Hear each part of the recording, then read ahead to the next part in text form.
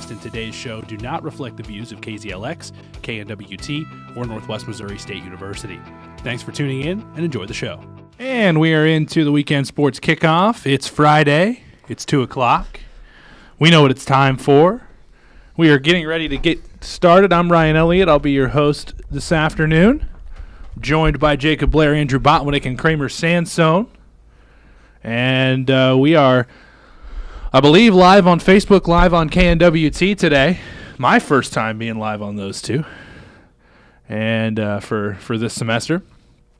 And we're going to get started right off the bat. We're going to talk Bearcat athletics, and we're kicking it off with Bearcat basketball.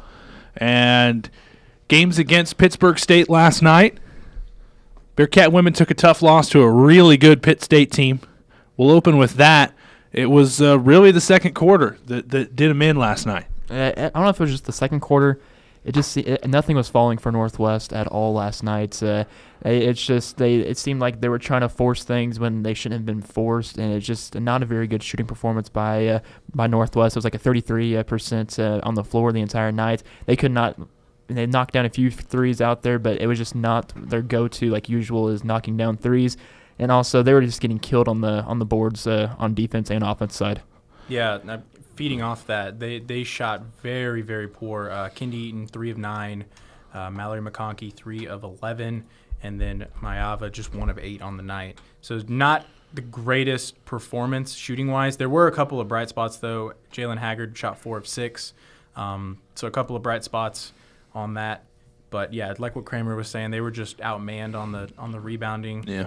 Just offensive rebounds. They had 12 offensive rebounds, Pitt State did, and that's what killed them inside. Well, and nobody in double digits for the Bearcats. Yeah, nobody in double figures. Shot 32.8% from the field. That 22-8 second quarter is what'll do you in as well. And Pitt State was just a better team, and they're a good basketball team. They're big inside. They're doing a lot of things really well down there in Pittsburgh, Kansas, especially on the women's side of the basketball, and they were definitely the better team last night. And I think this is something you're going to get when you're working on, kind of rebuilding a program, is you're going to get some inconsistent games. You're going to have situations where they're going to play really well, like they did against Kearney last week. They get to this week, and they just really didn't show up last night. And they will move on to take on Missouri Southern in Bearcat Arena tomorrow, 1:30. Tip-off for that game. A Missouri Southern women's team that it's going to be another test for this Northwest women's team. It'll be at Bearcat Arena. They're going to have a chance to get a few things done, but this is definitely a better women's basketball team than we saw last year. They're still improving, but there's still a lot of learning to do for this team.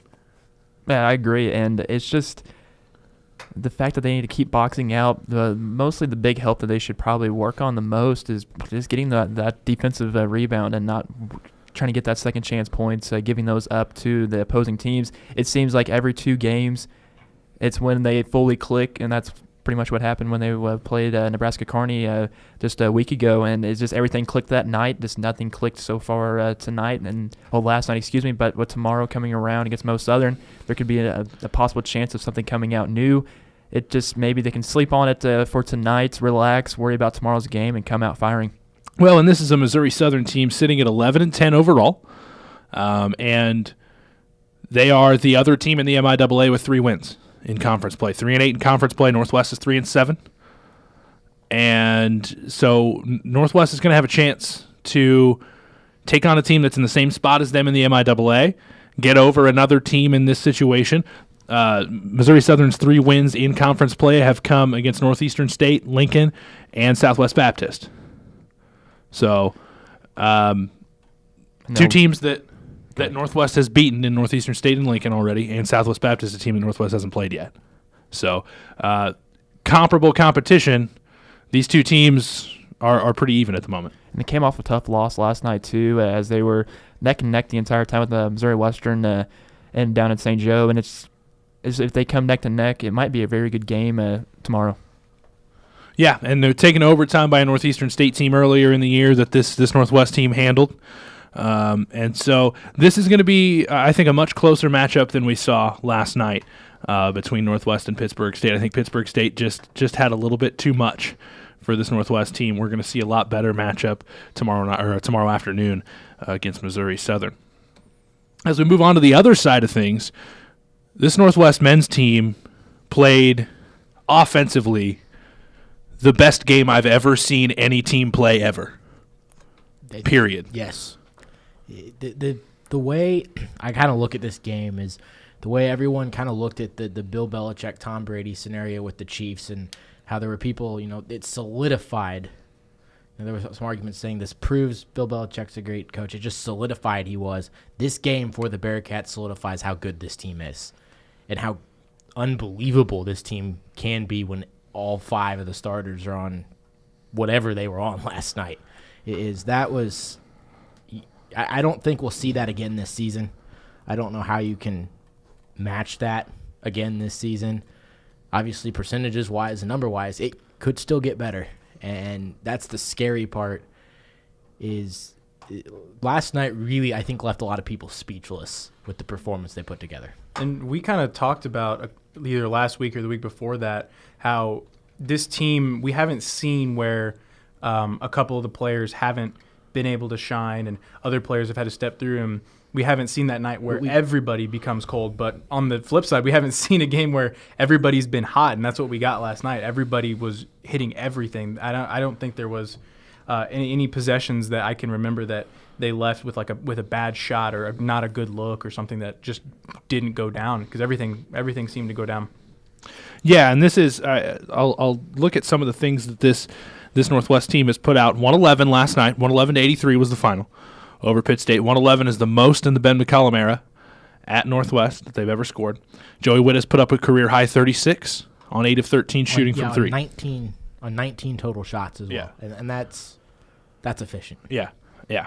Northwest hit 18 threes, scored 1.48 points per possession, did all of it in 75 possessions. Let me give you the full list of Division I basketball teams that have scored 110 or more points in 75 possessions this season. Here's the full list. You ready? Nevada. That's the entire list. And I think there was a report where I don't remember what the poll is called, but Northwest was ranked 51st in terms of all college basketball, regardless of ranking. Yeah, regardless of division. That might not be that far off. No, I absolutely agree. This Northwest team, Pittsburgh State shot 54% from the field, 39% from 3, and 75% from the free throw line, and lost by 28 points. Yeah, I'm going to say something that I think you guys are going to need to stay with me until I'm finished saying it, but this Northwest team could run with Duke. They couldn't stop Duke. Not a chance. But they could score with them, and they could play a competitive game if they're on. If they played like they did last night against Pitt State, then they have the potential to run with Duke. I'm not saying they have the potential to beat them. No, but they have the potential to sit there with Duke. Probably lose by 20. They could put up 80 on Duke. Yeah, I can what's see that. funny is that they wouldn't be able to stop Duke in any way. It would be your final would be like 105-80. Yeah, but for situation. There's a lot of schools that can't do that. No, with Duke this not year. a chance. We could possibly see that next year, though. Yeah, because what's funny is we played them in an exhibition game last year. Yeah, and if they win the national championship, they'll do it again next year. Let me just run you through some season stats here for Northwest as a team. The whole stat. They're looking at it's incredible. It's incredible. Combined team statistics. Here we go. They have scored a lot of points, averaging 87.9 per game. They are averaging a scoring margin of 24.5 this season, giving up 63 a game. Shooting 52% from the field, giving up 44. Shooting almost 45% from 3 this season, giving up only 36. Averaging over 12 3-pointers made per game. 76% from the free throw line. Averaging 32.5 rebounds per game. Winning the rebounding margin by 3.5 every game. 15.7 assists per game. Just 7 turnovers per game on average. And they're averaging forcing 15 per game in the turnover department. So they have been unbelievably efficient, scoring more in the second half than they are in the first. Also allowing more in the second half than they are in the first. But they are one of the last night was one of the best offensive performances I've ever seen from any team. If you can shoot just under 50% from three, Yeah, that's crazy. 44.8. They had a 50% shot on that after the first half, and of course they're going to rest some of their starters. Maybe that's the reason why they gave up that many points in the second half, giving up 49. But then again, but the score of it being 111 to 83, you really can't fault them on that. Yeah, I mean there are unbelievable things going on here with this team, and it's been just consistent, unbelievably consistent. Let's take a look at the starting five. We'll open with Diego Bernard, shooting 51% from the field, 40% from three. All right? That's Xavier Rhodes. I didn't want Xavier Rhodes. Okay, Trevor Hudgens, 52% from the field, 44% from three. You look at, we'll go to Joey Wittis now. Wittis, 51% from the field, 50% from three. Ryan Hawkins, 57% from the field, 43% from three. And Ryan Welty, 54% from the field, 50.5% from three. Two shooters shooting 50% or better from three-point range. And it's not like they're taking one or two a game. Wittis is averaging taking about 9 3-pointers a game. And all of these statistics get a little bit crazier when you look at it in terms of the rest of Division II. Northwest is 0.2 points per game off of being one of the top 10 scoring offenses in the country. They're the sixth best scoring defense in the country right now. They're the only team that's even close to putting that together, and that's where that scoring margin comes in. The only teams shooting better than them from the field right now are Bellarmine and Charleston. Bellarmine is the number one team in the country. They're shooting about 3 percentage points better on almost 200 less shots. Yeah. This Northwest team, we're going to be sitting here for the next month and a half talking about the same thing and just the stats these guys are putting up. And we're going to be talking about Joey Wittis potentially winning Player of the Year. Let's just look at the last 7 games for Joey Wittis. Central Oklahoma, 10 of 16 from the field, 3 of 7 from 3, 11 of 12 from the free throw line, 34 points. Emporia State, 11 of 22 from the field, 5 of 13 from 3, 5 of 5 from the free throw line, 32 points. Washburn, 7 of 15 from the field, 4 of 9 from 3, 26 points. Missouri Western, 6 of 11 and 0 of 2 from 3, 18 points. Nebraska Kearney, 7 of 9 from the field, 2 of 4 from 3, 7 of 8 from the free throw line, 23 points. Fort Hays State, 6 of 12 from the field, 6 of 9 from 3, 24 points. And Pittsburgh State, 13 of 19 from the field, 8 of 13 from 3, just 2 of 2 from the free throw line, 36 points. He's averaging 20.8 per game. And that's gone. It's gone from, his scoring average has gone from 16.8 to 20.8 per game in the last 7 games. Not to mention 3.5 rebounds and almost 3 assists per game. He's consistently getting better throughout this season. Shooting nearly 90% from the free throw line. It just seems like it's just working. Whatever he's doing right now is working, and he shouldn't stop doing it. And that's crazy to say that because this team's already the number 2 team in all of Division II, and Wittis is getting better and better after every single game. It looks like he's building onto that and building up his repertoire. That is one question at this point that you have to ask, because I know Bellarmine has not lost yet. But at what point should Northwest be the number 1 team in the country? Not until Bellarmine loses, unfortunately, because they won't. There's no litmus test between the two of them at the moment. There's no common opponents. There's no opponents who have common opponents. Like they are as far apart from each other as you could get right now, to where there's really nothing to use to compare them. So until one of them loses, there's no clear number 1 to me. So I think they just have to leave it where it is. Yeah, unless like Northwest just shows up. Like if we see a couple of weeks down the road that maybe a Lincoln or somebody is in the top 25, and then Northwest shows up and just blows them off the floor and puts up 111 and only gives up 70, maybe. But outside of that, until one of them loses, there's just no way to determine. Yeah, and you just, again, look at some of these stats. The Northwest, we've said this, they're the number 1 3-point shooting team in the country. They turn the ball over the least in the entire country. This team is a special team, and it's getting to the point where you have to look at the team that won the national championship a couple years ago and say, is this team better than that? I think That's a very good question.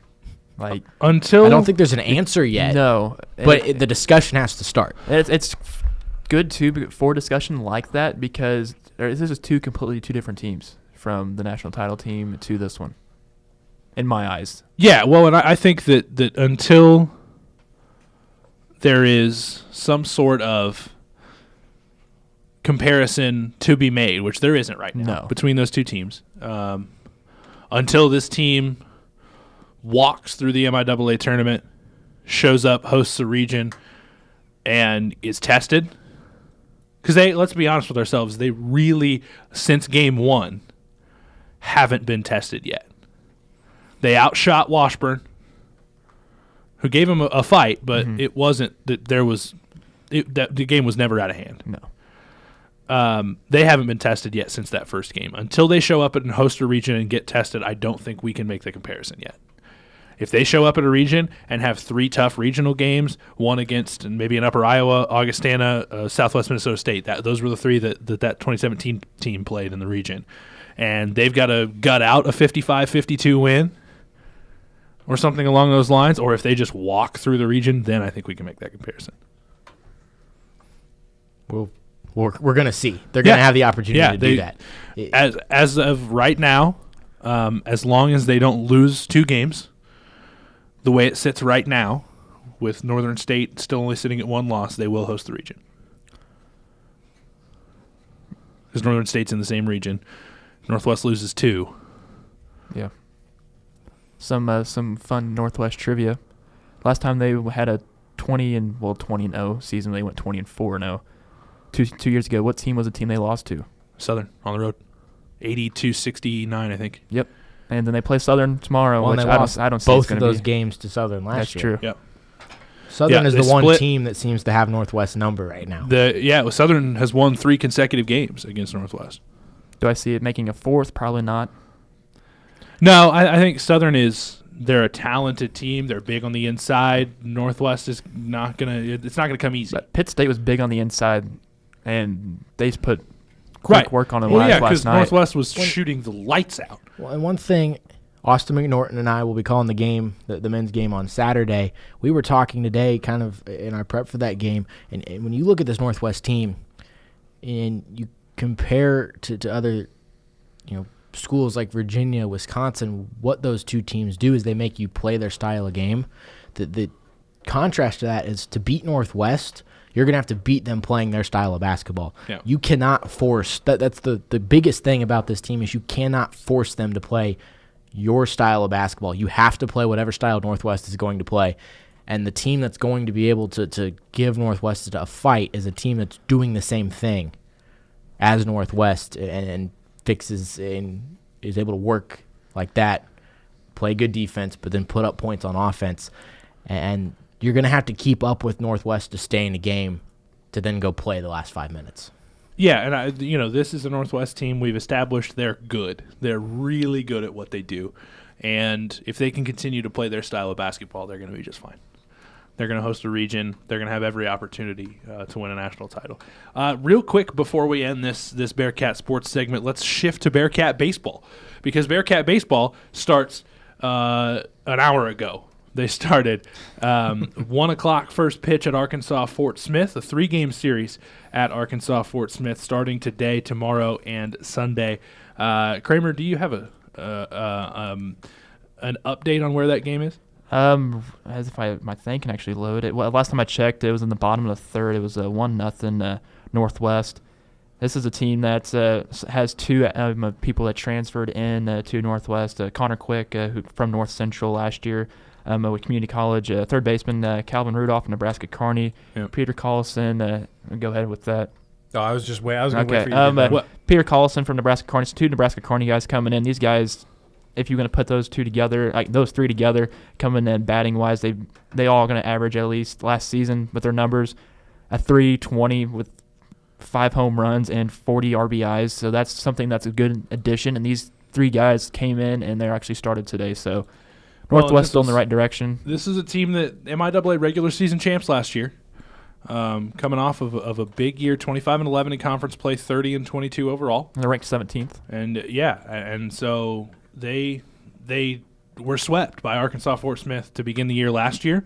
So they want to kind of show up and defend that a little bit and get one back against Arkansas Fort Smith. So really exciting things ahead for this Bearcat baseball team, as you mentioned, with transfers coming in and a lot of talent on that team. So it's going to be exciting to see where they go over the next couple of months here at Northwest. I mean, you look at this conference in baseball, and it's always tough.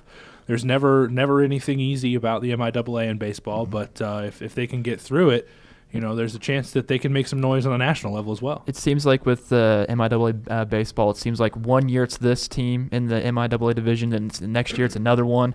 It's really different how very competitive the MIAA is in baseball. You have an updated score since the last time I checked. Yeah, it is currently bottom 5th, no outs. It is a 2-1 Arkansas Fort Smith game right now. Bottom 5th, you said? Yep. So, yeah, we're a long way to go in that one. Northwest, again, defending MIAA regular season champs. Weren't able to make the NCAA tournament last year, but going to have a chance again this year. Going to have a chance to make some noise, make things happen. So it's going to be exciting. There's a lot of really good athletic teams on the campus here at Northwest. Softball starting up here pretty soon as well. Let's check the schedule for Northwest softball. They begin their season the 9th. At the Arkansas Monticello tournament, February 9th in Bentonville, Arkansas. They take on Midwestern State at noon, and then Arkansas Monticello at 2 o'clock. So those will be the first games for the Northwest softball team. Another team coming off of a pretty good season last year. 27-19 overall, 16-10 in conference play. So they're gonna look to improve off of last year and also potentially make some noise at the national level with some really good talent on that team. Yes, it's like you mentioned it. There's all the talent around with Northwest athletics it's really tremendous. Yeah. Between of course, the men's basketball team undefeated at the moment, women's basketball team. I just caught that. Women's basketball team continuing to improve. Baseball off of a regular season MIAA title. Softball coming off of a successful winning season. Tennis is always good. Track and field nationally ranked on both sides. Women's soccer team's under a new head coach. They're improving. Women's golf team is continuing to improve under Andy Peterson. And, of course, the football team, which has been historically the one to watch out for us.